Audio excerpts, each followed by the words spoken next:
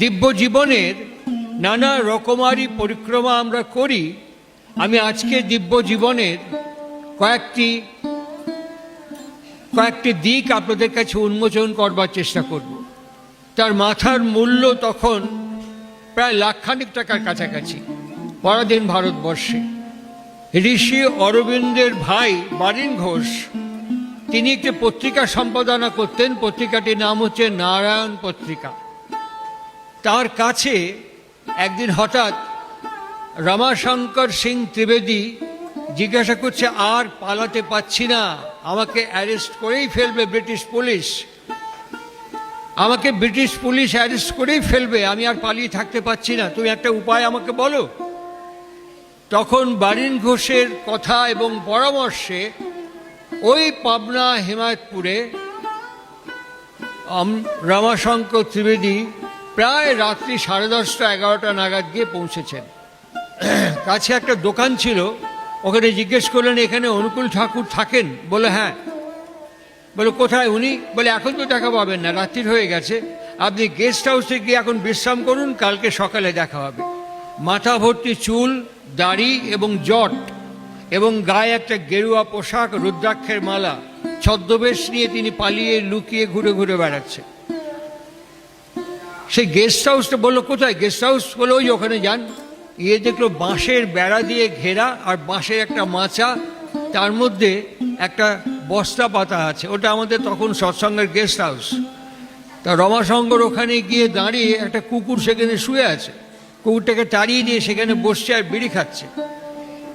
ঠিক ঠাকুর যেখানে বিশ্রাম করেন সেই জায়গায়, ঠাকুরের বাসক ঘরে যেখানে বাস করেন তিনি, সেখানে তার অন্যতম সেবক ছিলেন ভোলানাথ সরকার। ঠাকুর হঠাৎ ভোলানাথদাকে বললেন, আপনি একবার দেখে আসবেন নাকি আমাদের ওখানে কেউ আসিছে কিনা? ভোলানাথদা বিছনা টাঙিয়ে খাটিয়ে মশারি টশারি টাঙিয়ে ফিটফাট করে বলছেন, আপনি এখন শুয়ে পড়ুন, এখন এত রাত্রে আর কেউ আসার নেই। ঠাকুর তাগাদা দিয়ে বলছেন, যান না একবার ঘুরে দেখে আসবেন কে ডাইছে। ভোলানাথদা এসে দেখছেন একটা সন্ন্যাসী, জটা জুটো ধারী, দাড়ি টাড়ি আলা একটা সন্ন্যাসী, তিনি বসে বসে বিড়ি খাচ্ছেন। তখন উনি ভাবলেন, এই ঠাকুরের সঙ্গে শাস্ত্র তর্ক ইত্যাদি নিয়ে আলোচনা করে সময় নষ্ট করবে বেকার, সুতরাং এর সাথে এখন রাত্রিবেলাকে ফুটিয়ে দিই, কালকে সকালবেলা যা হয় হবে, ঠাকুর বিশ্রাম করুন। তিনি বললেন, আজকে দেখা হবে না, ঠাকুর বিশ্রাম করছেন, আপনি আজকে এখানেই বিশ্রাম করুন, কালকে সকালবেলা দেখা হবে। আর উনি বলছেন, আমার এক্ষুনি দরকার, এক্ষুনি আমার দরকার। উনি বলছেন, এখনই দেখা হবে না। উনি বললেন, আপনি ঠাকুরকে গিয়ে বলুন না। এই কথোপকথনের পর ভোলানাথদা পাত্তা না দিয়ে ঠাকুরের কাছে আসতেই ঠাকুর বলেন, কি ডাইছে? বলে, একটা সন্ন্যাসী এসছে আপনার সঙ্গে তর্ক বিতর্ক করবে, আমি বলেছি আজকে দেখা হবে না, কালকে হবে। ঠাকুর হাসতে হাসতে বলছেন, উয়ের যে আজই এখনই দরকার, আপনি যা শুয়ে পড়েন আর উয়েক পাঠায় দেন। রমাশঙ্কর কাছে এসে বসার সঙ্গে সঙ্গে শ্রী শ্রী ঠাকুর বলছেন, তুমি কি রাজপুত? তিনি বললেন, আজ্ঞে হ্যাঁ। তারপরেই বললেন, তুমি কি দীক্ষা নিয়েছো? বারিন ঘোষ তাকে একটা কথা বলে দিয়েছিল, ওখানে দীক্ষা নিলে পরে ইষ্টভীতি করতে হয়, ঋত্বিক বলে যে দীক্ষা দেয়, তুমি একদম জ্যান্ত মিথ্যে কথা চালান করে দেবে। বলে, হ্যাঁ দীক্ষা নিয়েছি। যদি বলে কার কাছে তোমার, ঋত্বিকের নাম কি, তুমি সঙ্গে সঙ্গে বলবে প্রমথ গাঙ্গুলি। একদম এটা শিখিয়ে দিয়েছিল বারিন ঘোষ। আর ঠাকুর যখন জিজ্ঞেস করলেন, রমাশঙ্কর একদম জ্যান্ত মিথ্যে চালান করে দিয়ে বলল, প্রমথ গাঙ্গুলির কাছে দীক্ষা নিয়েছিলাম, ইষ্টভীতি করো রোজ। তখন বলল, একবারই করেছি, আর করা হয়নি।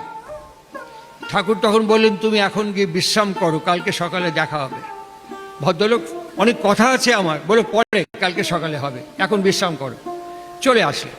পরের দিন সকালে কেষ্টদা আমাদের পূজনীয় ঋত্বিকাচার্যদেবকে ডাক দিয়ে বললেন, কেষ্টদা একটা ভালো ধুতি, একটা ভালো পাঞ্জাবি কিনে আনেন। কিনে আনা হলো। রমাশঙ্কর যখন আসলো ঠাকুরের ডাকে, বললেন একটা নাপিত ডাকা আনেন। নাপিত ডেকে আনার পর তার চুল দাড়ি সব শেভ করে ড্রেসিং করা হলো। রমাশঙ্কর আতঙ্কে ধকপক ধকপক হচ্ছে, ছদ্মবেশ নিয়ে কাটাচ্ছিল। তারপরে বলে, চান করে এসো, এই নতুন ধুতি পাঞ্জাবি পরো। ওগুলো পরলো। বলে, কেষ্টদা আপনি ওকে দীক্ষা দিয়ে দেন। রমাশঙ্কর একবার বলল, আমি দীক্ষা নিয়েছি প্রমথ গাঙ্গুলির কাছে, আর একবার মিথ্যে বলল। ঠাকুর ওটা গুরুত্ব না দিয়ে বললেন, কেষ্টদা আপনি ওকে দীক্ষা দিয়ে দেন। দীক্ষা দেওয়া হলো, ইষ্টভীতি হয়ে গেল। তারপরেই রমাশঙ্কর এবং কেষ্টদা ঠাকুরকে প্রণাম করার সঙ্গে সঙ্গে ঠাকুর বলছেন, এখন একটা কাজ করেন, পাবনা পুলিশ স্টেশনে খবর দেন কোন যে রমাশঙ্কর এখানে আছে। রমাশঙ্কর আজকে উঠল, আজকে উঠে বলছে, আপনি বলেন কি ঠাকুর, আপনি বলছেন কি ঠাকুর, এখানে পুলিশকে খবর দিলে আপনি জানেন আমার মাথার দাম কত? ঠাকুর কোনো গুরুত্ব না দিয়ে বললেন, পুলিশ স্টেশনে খবর দিন। আর পুলিশ মানে শুধু পাবনা জেলার নয়, অনেকগুলো জেলার প্রায় আনুমানিক ইতিহাস এই তথ্য দেয়, 200 খানেক পুলিশ ভ্যান এসে লোহার কড়া টড়া চেন টেন দিয়ে একদম বন্দুক সহ রমাশঙ্করকে ওই আশ্রমকে ঘিরে ফেললো ওই জায়গাটা। ঠাকুর আইডেন্টিফাই করে বললেন, ওই হচ্ছে রমাশঙ্কর, ধরেন। খুব মন দিয়ে শুনবেন আমার কথা। এতক্ষণ ধরে তাপস, এতক্ষণ ধরে সুশীল যে কথাগুলো আপনাদের কাছে বলে গেলেন, আমি তার দিব্য জীবনের মাধুর্য মণ্ডিত লীলায়িত কীর্তন পরিবেশন করছি। তখন বললেন, ওই হচ্ছে রমাশঙ্কর।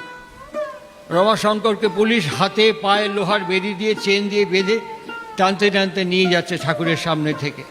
আর রমাশঙ্করের দীক্ষা ইষ্টগ্রহণ পিণ্ডি চটকে গিয়ে ঠাকুরকে একেবারে আঙুল তুলে যাচ্ছে তাই গালাগালি করতে করতে রমাশঙ্কর পুলিশের ভ্যানে উঠল। ঠাকুরকে গালাগাল করতে করতে রমাশঙ্কর পাবনা হিমায়তপুর থেকে চলে গেল পাবনা কোর্টে। সেখানে পাবনা লিখতে গিয়ে জাজ বির জায়গায় টি বসিয়ে ফেলাতে ওটা পাটনা হয়ে গেছে। রমাশঙ্কর চালান হয়ে গেল সেদিন পাবনা থেকে পাটনায়, যেখান থেকে সুশীল আমাদের উৎসবে অংশগ্রহণ করতে এসছে। সেই পাবনা থেকে পাটনায় চালান হয়ে গেল সেই দিনই। তারপরে ঠাকুর পাবনা শহরে যত বিশিষ্ট বরেণ্য ব্যবহারজীবী তাদেরকে ডাকলেন। তার মধ্যে একজনের নাম, যিনি ঠাকুরের পক্ষে কমিশনে সওয়াল করেছিলেন, বিখ্যাত ব্যারিস্টার রঞ্জিত লাহিড়ী, যার ছেলে কলকাতা হাইকোর্টে চিফ জাস্টিস হয়েছিলেন, এখনও শরীরে আছেন, চিত্ততোষ লাহিড়ী। সেই রঞ্জিত লাহিড়ী সমেত বিশিষ্ট ব্যবহারজীবীদের ডাকলেন, ডেকে বললেন, একে উদ্ধার করা যায় কি করে। সমস্ত লয়াররা বললেন, ঠাকুর আপনি এর মধ্যে ইন্টারফেয়ার করবেন না, অটোমেটিক্যালি ডেডলাইন পার হয়ে গেছে। তাহলে ব্রিটিশ গভর্নমেন্ট আপনার ওপরে এবং আপনার সংস্থার ওপরে নজরদারি শুরু করে দেবে, মেবি আপনিও অ্যারেস্ট হতে পারেন। একদম এই পরামর্শ দিয়ে লয়াররা চলে গেলেন। ভোলানাথ সরকার সামনে দাঁড়িয়ে আছে, একদম ফাঁকা, ঠাকুর চৌকিতে বসে। ঠাকুর ভোলানাথদার পা থেকে মাথা পর্যন্ত দেখে বলেন, দাঁড়া আছেন কেন? আনন্দবাজারে 4টে খেয়ে রওনা হন এক্ষুনি পাটনায়। আমি আর কি দা, আপনি তো জানা আছেন আমার সামনে, আমি পাটনায় যাব? আমি তো হিন্দি বলতে পারি না, আমি তো ভালো ইংরেজি বলতে পারি না, আর আমি একটা সামান্য ইন্স্যুরেন্স কোম্পানির এজেন্সির কাজ করতাম। আমি যাব পাটনায়, ওখানে রমাশঙ্করকে ছাড়াতে? আপনি যাবেন না, রমাশঙ্করকে ছাড়া এখানে নিয়ে আসবেন, যান রওনা হন। তত ইতস্তত করে থতমত খাচ্ছে। ঠাকুর কিছুক্ষণ ওই ভাব দেখার পর বলেন, যান। রমাশঙ্কর অ্যালার্ট হয়ে গেল। তারপরেই ঠাকুর অনুকূলচন্দ্র বলছেন, আপনি যাবেন, আপনার জিভের ওপরে আমি থাকবো। চলে গেলেন রমাশঙ্কর। জন স্টুয়ার্ট আইও ছিলেন, এই কেসটির ইনভেস্টিগেটিং অফিসার, সরাসরি স্টুয়ার্টের সাথে কথা বললেন। স্টুয়ার্ট বললেন যে সবই ঠিক বলছেন, আমি 7 দিনের ওর জেল কাস্টাডিতে আছে, 7 দিনের রিপোর্টটা দেখি একবার, আর আমাদের জুরিরা না বললে পরে আমি কিছু করতে পারবো না, আপনি 7 দিন ওয়েট করুন। কোথাও ওয়েট করেছিলেন সেগুলো তথ্য আমার কাছে নেই। তারপরে সেন্ট্রি যে গড়াদের মধ্যে আছে, সেই সেন্ট্রি দেখছে, আর ঠাকুর রওনা হয়ে গালাগাল করতে করতে চলে যাচ্ছে রমাশঙ্কর। ঠাকুর আঙুল তুলে, এই ইষ্টবিধি বন্ধ করে না, ইষ্টবিধি বন্ধ করে না, না পারলে সেটা হাওয়া দিয়ে করে দিও, বাতাস দিয়ে করে দিও, ইষ্টবিধি বন্ধ করে না। তারপরে রমাশঙ্কর ওই 7 দিন ধরে আছেন জেলের কাস্টাডিতে। একটা সেন্ট্রিও সামনে পাইচারি করছে, হঠাৎ দেখছে যে একটা মশা উঠছে। সেন্ট্রি হাত দিয়ে মশাটাকে যে মারতে যাচ্ছে, রমাশঙ্কর ভেতর থেকে বলছে, না না, ওকে মেরো না, ওকে মেরো না, ওকে একদম মেরো না। সেন্ট্রি অবাক হয়ে গেল, যার মাথার দাম প্রায় লাখখানিক টাকার কাছাকাছি, যে এতগুলো খুনের একটা চলন্ত ট্রেনকে বোম মেরে উড়িয়ে দিয়েছিল, অসংখ্য সাধারণ মানুষ যেখানে মারা গিয়েছিল, ওইখানে বড়লাট আসবে বলে বোম চার্জ করে তো অসংখ্য সাধারণ নাগরিক মারা গিয়েছিল, বড়লাট সেখানে ছিলেন না। সেই লোকটা আমাকে একটা মশাকে মারতে বারণ করছে। আর প্রত্যেক দিন দেখে ভোরবেলা উঠে উনি জেলের মধ্যে বসে সোজা হয়ে কি করেন, জব ধ্যান ট্যান কিছু করেন বোধহয়। সেন্টি এই রিপোর্টটা জন স্টুয়ার্টকে দিয়ে দিল। জন স্টুয়ার্ট ভোলানাথ সরকারকে বললেন, কালকে সকালবেলায় 10টার সময় আসুন, আমাদের জুরিদের সামনে আপনি কথা বলুন। জুরিদের সামনে এসে বলেন, ইনি হচ্ছেন সাইকিয়াট্রিক, ইনি হচ্ছেন অমুক ক্রিমিনোলজিস্ট, ইনি হচ্ছেন অমুক, ইনি হচ্ছেন তমুক, বলে পরিচয় করে দিলেন 7 জনের সঙ্গে। তখন ভোলানাথ সরকার উনি শেষ জীবনটা কাটালেন কোথায় জানেন? দেওঘরের জামতলার ঘরে। আর যখন তার শবদেহ দেওঘর থেকে বেরিয়ে গেল, একা কেউ নেই, মাত্র 4টি লোক ভোলানাথ সরকারকে নিয়ে দেওঘরের শিবগঙ্গায় বিসর্জন দিয়ে চলে আসলো। সেই ভোলানাথ সরকারের ঘটনা বলছি, জীবন বলছি, কাহিনী বলছি, ইষ্ট সান্নিধ্যের কথা বলছি। ভোলানাথ সরকার গিয়ে দাঁড়ালেন, উনি ফিল করলেন কোনো একটা এনার্জি, কোনো একটা পাওয়ার ওর ভেতরে যেন ইন করছে একটু একটু করে। উনি আঙুল তুলে ওই ক্রিমিনোলজিস্টকে বললেন, আপনি ক্রিমিনোলজিস্ট, আপনি ক্রিমিনোলজি পড়েছেন, তার মানে 24 ঘন্টা আপনি ক্রিমিনালদের বিষয়ে ধ্যান করেন। জানেন, আমি একটা ইন্স্যুরেন্স কোম্পানিতে কাজ করতাম। ইন্স্যুরেন্সের টাকা কালেকশন করে কাউন্টারে জমা দেওয়ার সময় আমার ডান দিকে পাশে একটা যুবতী মেয়ে, সে এসেও ওই কাউন্টারে টাকাটা জমা দিচ্ছে। আমি বললাম, আমি আগে জমা দিয়েছি। এই বলবার সময় আমার চোখটা মেয়েটার বুকের দিকে পড়লো। মেয়েটার বুকটা তার ব্রেস্টের ভারে ঝুলে গিয়েছিল, একটা পলকের জন্য আমার চোখটা পড়েছিল। আমার 6 মাস লেগেছে ওই দৃশ্যটা ভুলতে। আমার ব্রেনের হিপোক্যাম্পাসের মধ্যে ওটা ঢুকে গিয়েছিল, 6 মাস লেগেছে ওই স্মৃতিটা ভুলতে। তার মানে আপনি যখন 24 ঘন্টা ক্রিমিনালদের সঙ্গ করেন এবং ক্রিমিনোলজি নিয়ে ভাবনা চিন্তা করেন, তাহলে আপনার মধ্যে আমার মতন ওই মেমোরি কতদিন ধরে বাস করছে বলুন তো? আপনিও তো ওয়ান অফ দ্য ক্রিমিনাল। সরাসরি চার্জ করলো তাকে।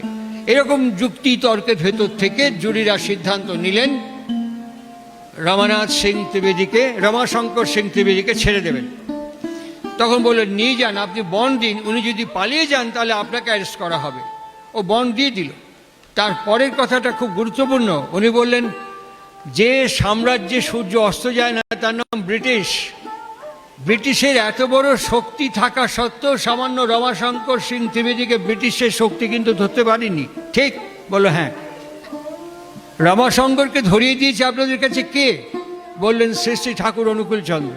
তাহলে আপনাদের যে ফোর্স যেখান থেকে ধরে নিয়ে এসেছিল, আপনাদের সেই ফোর্স সেখানেই তার হাতে প্রত্যার্পণ করে আসুক। আর যে মানুষটি মাথার মূল্য আপনারা ধার্য করেছিলেন এত, সেই মানুষটিকে এইভাবে ইন্টারসেলুলার রিঅ্যাডজাস্টমেন্ট যিনি করে দিতে পারেন, তিনি এর থেকেও বড় পরিবর্তন করতে পারেন বলেই যুক্তি এবং বিজ্ঞানকে সমর্থন করে। ব্রিটিশ ফৌজ হিমায়তপুরে ওই রকমভাবেই শ্রী শ্রী ঠাকুর অনুকূল চন্দ্রের হাতে রমাশঙ্কর সিং ত্রিবেদীকে ফেরত দিয়েছিল। আর রমাশঙ্কর সিং ত্রিবেদী ঠাকুরের দিকে তাকিয়ে ঝরঝর করে কাঁদছে, সাষ্টাঙ্গে শুয়ে আছে। ঠাকুর ঝুঁকে পড়ে বলছে, এখন আর গাল দিচ্ছিস না কে? শালা যাওয়ার সময় তো গাল পাড়তে পারতে চলে গেলি, এখন শালা গাল দিচ্ছিস না কে? রমাশঙ্করের চোখের জল আর বন্ধ হয় না। আপনারা জানেন যে ত্রিপুরাতে এই রমাশঙ্কর সিং ত্রিবেদী সৎসঙ্গ আশ্রমের মন্দিরের দায়িত্বে ছিলেন। সুধীর কুমার মজুমদারের নেতৃত্বে প্রথম কংগ্রেস সরকার ত্রিপুরায় প্রতিষ্ঠা হয়। আর সেই কংগ্রেস সরকারের প্রতিষ্ঠার শপথ গ্রহণ অনুষ্ঠান কোথায় হয়েছিল? রাজভবনে নয়, রাজভবনে হয়নি। সেদিন সৎসঙ্গ আশ্রম, সৎসঙ্গ কেন্দ্র, পরম প্রেমময় শ্রী শ্রী ঠাকুর অনুকূল চন্দ্রের বিগ্রহের সামনে সুধীর মজুমদারের মুখ্যমন্ত্রীত্বে ওই ফুল ক্যাবিনেট শপথ গ্রহণ করেছিল সৎসঙ্গ মন্দিরে। এবং ঠাকুরের আবির্ভাব তিথি এনআই অ্যাক্টে ত্রিপুরা সরকার রাজ্য ছুটি ঘোষণা করেছিল। এটা একটা ইতিহাস। আপনাদের বলি 1952 সাল ঠাকুরের দিব্যজীবন এবং তার দিব্যজীবনের বাণী বলছি। ঠাকুর অনুকূল চন্দ্রের কাছে হিমায়তপুরে বেশ কিছু মৎস্য চাষি এসে হাজির হলেন। কেননা ব্রিটিশ সরকার রুল জারি করেছে এদেরকে বড় মাপের